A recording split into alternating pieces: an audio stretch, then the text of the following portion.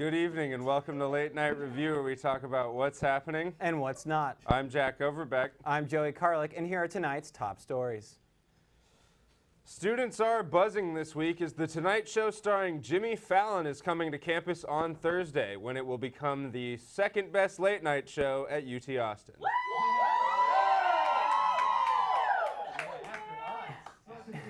In other UT news, Universal zaddy Matthew McConaughey turned 50 this week.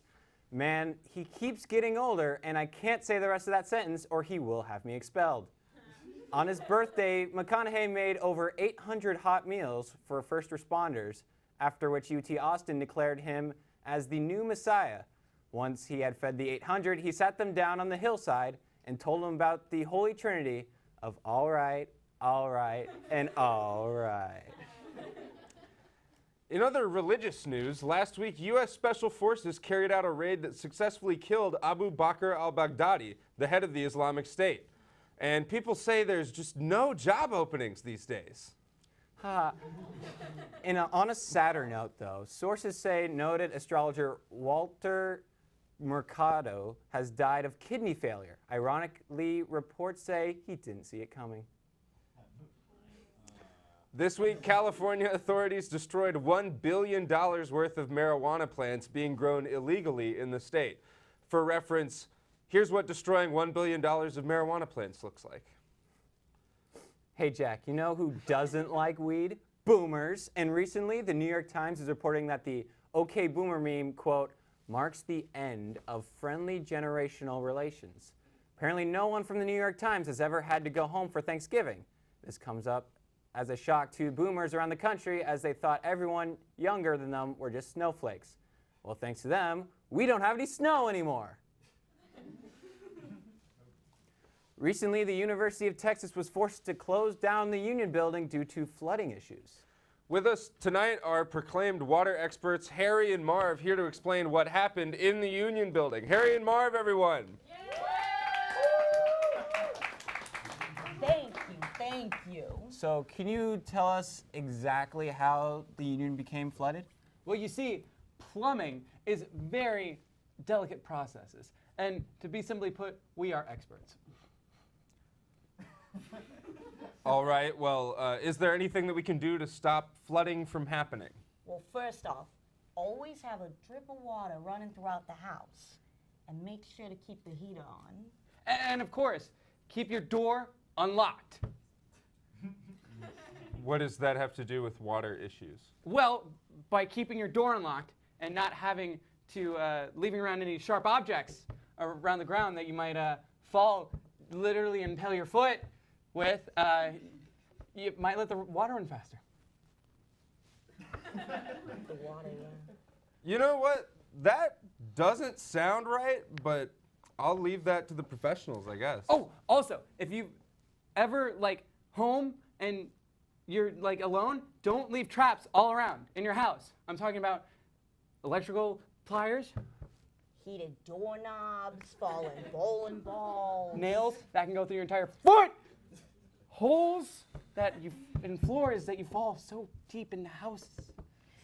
Swinging paint cans, an actual flamethrower. That's pretty much everything. Yeah, I think you're right. Oh, it's for the, it messes up the plumbing or whatever because the processes with the technical stuff. Don't worry about it. Don't worry about it. Wow, I can't expect y'all to actually think that we wouldn't listen to the professionals such as yourselves. Yeah, this is all really good stuff, y'all. Next time I'm home alone, I'm unlocking all of my doors. Good. Well, what can we say? We are expert. The Wet Bandits, everybody! Oh.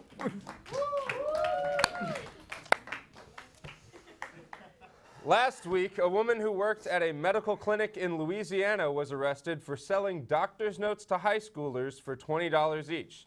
And it's honestly crazy that kids would even do that, because $20 is enough money to buy a couple of pencils. You know, just pencils.